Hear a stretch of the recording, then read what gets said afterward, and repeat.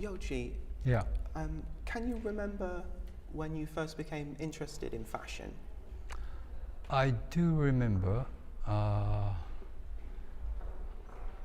after graduating from university, I took law, and after I decided not to become a businessman or lawyer, I asked my mother, "Can I help you?" Because she was doing a very tiny, small dressmaker for neighborhood, and she got angry because I was almost graduating the sort of famous law school. And she got angry, and then she told me, "If you really want to help me, you have to go to dressmaking school." And then I went to dressmaking school, and then the second or 3 degrees of the course, my elder classmate told me there is a business so-called fashion designer. Until then, I didn't know. You grew up in Japan in kind of the immediate aftermath of the Second World War. How do you think that has influenced your creativity and your aesthetic? As I was educated and grew up only son of war widow, I was naturally pushed to look the society through my mother. It means I looked society through women. It was my destiny. You came to Paris and showed your first collection in 1981. And it was a huge contrast, not only to fashion in general, but quite specifically to Parisian fashion at that time, when you had people like Claude Montana and Thierry Mugler. When you came to Paris and showed your clothes, were you conscious that what you were doing was so incredibly different to the fashion that existed? Not at all. I was just thinking to open tiny shop in Paris. That's it. I didn't know such a movement, such a wind was blowing. I just wanted to open the shop. Can you talk a little bit about what the reaction was like when you showed in Paris? Because I knew afterwards, because that moment there were so many stuck situation in fashion. So especially buyers were looking for new designer. I didn't know that. So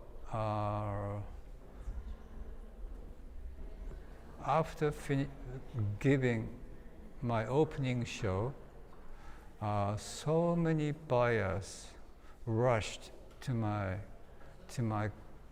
Paris office, and my office's elevator was broken by the buyers. I was shocked. I really didn't understand what was going on. I think today it's probably difficult for us to understand how kind of revolutionary it was at that time for someone to be showing something so different to fashion, and specifically to French high fashion at that time. I'm quite interested in the idea of your work being outside of fashion. You often talk about kind of timelessness in what you do, and hating this idea of change every season. I'm interested in how you yourself relate your work to fashion. Fashion? If I have to say simply in just one word. I hate fashion. I mean, would you ever describe yourself as a fashion designer? Yeah, for a long time I was searching for the title for myself, but I could find simply I'm a dressmaker. That's it. That's what Balenciaga called himself as Yeah. well. Sorry. Oh yeah? Yeah. Oh, I always said he was a that's good nice. dressmaker. If you think back to when you first started designing fashion, and what inspires you to carry on, are they the same? Do you design now for the same reason you originally started designing? Oh. Maybe I changed in many ways because I got criticized so much, and every time I got criticized, I became stronger. So maybe I became like a monster. So now do you think that what you're designing now is purer and is more because you've had to fight for what you want to do? Yes. After working more than 30 years, it's quite hard to be pure.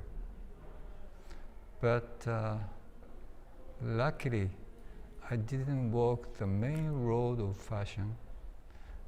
I was always against something else. So as a number, my customer is minor, but luckily, I could keep myself pure, like boy. Your most recent collection was inspired by the idea of rebellion. And you said after the show that we need young people's anger. But I think a lot of people see a lot of serenity in the work that you create. I'm wondering what motivates your work. Is anger a motivation? Is it kind of anger against the fashion system that's motivating what you're doing? That's right, you're right. Is there anything else, or is that kind of the main? If I add one more thing, it's for a long time I have been keeping my taboo. Something like I hate high heel. I never bring Japanese tradition to my job. I had many taboos, but recently I decided I'm not caring about my taboo. I'm free. I can touch any idea. So after deciding this, I feel that I became a little bit stronger than when I was young.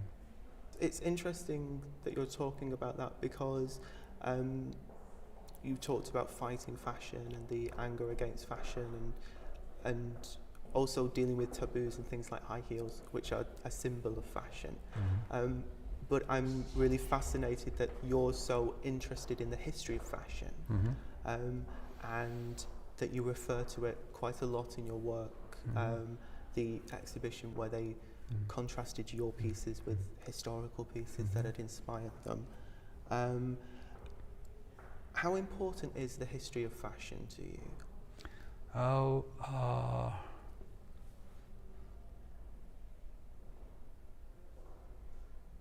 When I think about Mr. Christian Dior himself, Madame Coco Chanel herself, when they were creating fashion, maybe they were creating and inventing and trying new idea, and maybe they were same as me. They were working anti-mode, because I find so many tricks in their work. Same spirit. I'm wondering if it feels odd for you now to realize that your work, I mean, here we have a big, I don't say retrospective because I know you hate the word retrospective, but here we have a huge exhibition of pieces from your archives, and for lots of young designers, your work is part of fashion history. For them, it's a source of inspiration for so many, I want to say hundreds of young designers. Does that feel unusual to you? Is that difficult or unusual for you to deal with? I really don't know. I really don't know.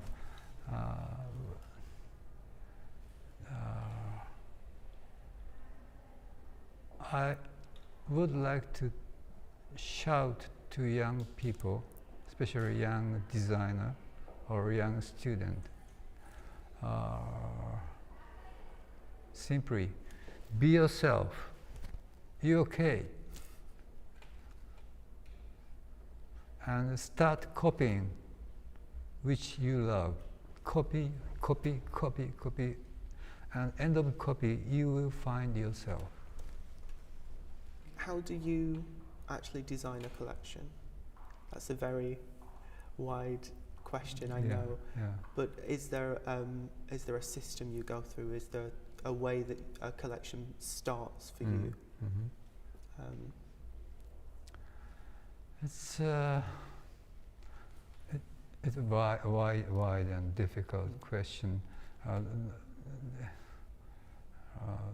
Actually, we have two types of fashion designer in the world.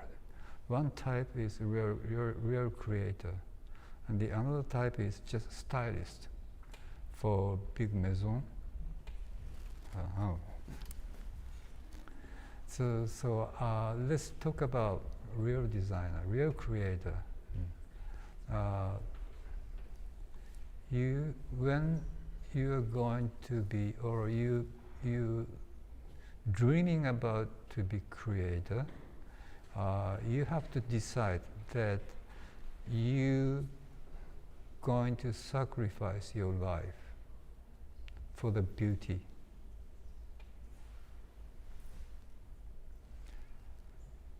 Long obedience in the same direction. You sacrifice. That's it. So that's how it starts, sacrifice.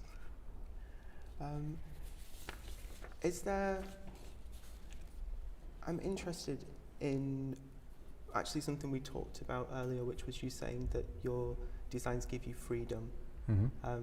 I'm interested in the freedom that in turn you give to your collaborators. Freedom has so big responsibility. Heavy. But I think it's interesting that you give freedom to people like Nick and Mark and Peter Saville. I mean, Peter actually was talking about creating something for you, and that he asked you what you wanted, and you said, "Surprise me."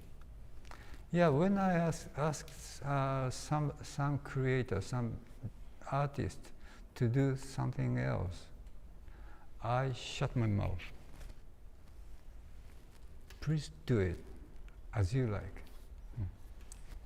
So sometimes my collection becomes out totally different world in a beautiful catalog.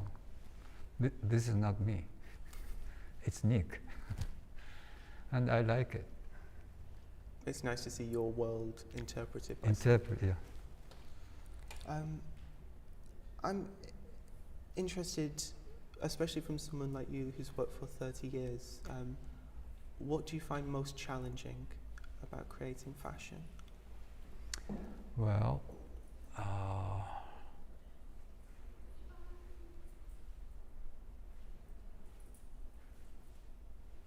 maybe this is our fault. I mean, fashion designers' fault. our fashion market became a mess. Now there are so many